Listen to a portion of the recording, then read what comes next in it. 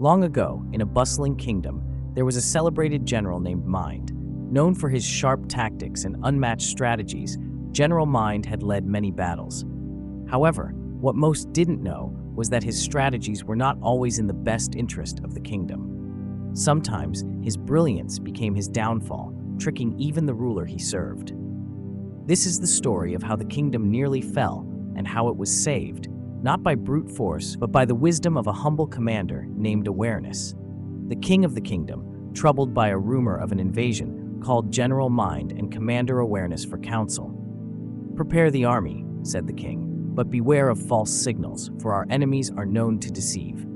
General Mind quickly devised a grand plan, but his tactics were dangerous. He had 3 core strategies, which he called DIE. Distraction: pull the army's focus away from the real threat by engaging them in unimportant skirmishes. Invention: plant fear by inventing problems that didn't exist, making the army nervous and hesitant. Exaggeration: magnify the strength of the enemy to make the soldiers believe the war would be far worse than reality. While General Mind thought he was keeping the kingdom safe, in truth, he was leading them astray, just as our mind can lead us astray with its deceptive tendencies. The moment the soldiers were ready, General Mind shouted, "Look, there's movement on the eastern border. That must be where the attack is coming from." The army rushed toward the eastern hills, chasing shadows and phantoms. Meanwhile, the real enemy crept closer from the western plains, unguarded and unnoticed. Just as a mind lost in trivial distractions overlooks important decisions, the kingdom's defenses were left vulnerable. Commander Awareness whispered to the king, "Sire, beware of distractions. The real battle lies elsewhere." But the king, trusting General Mind, ignored his warning. As the enemy marched closer, General Mind cried out, "The enemy has catapults capable of smashing our walls. We must fortify the entire city." The soldiers scrambled to build defenses that weren't needed, exhausting their energy. Commander Awareness calmly investigated and found no sign of such a weapon. "Sire," he advised the king, "we are wasting our efforts fighting an imagined threat." But the king remained swayed by the fearful invention, just as our thoughts can make us worry about problems that don't exist.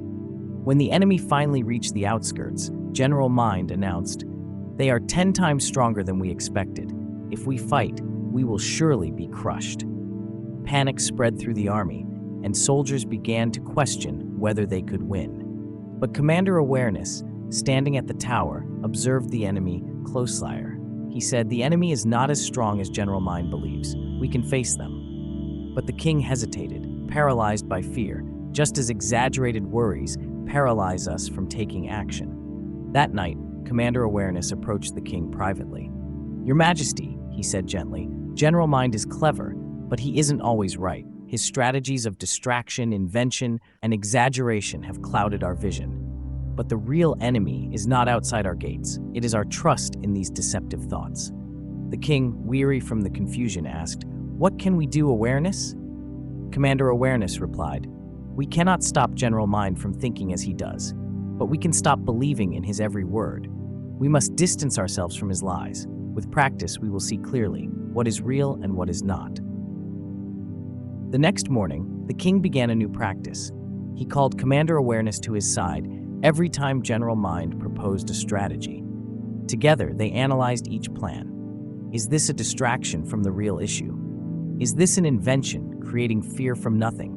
Is this an exaggeration, making the problem seem bigger than it is?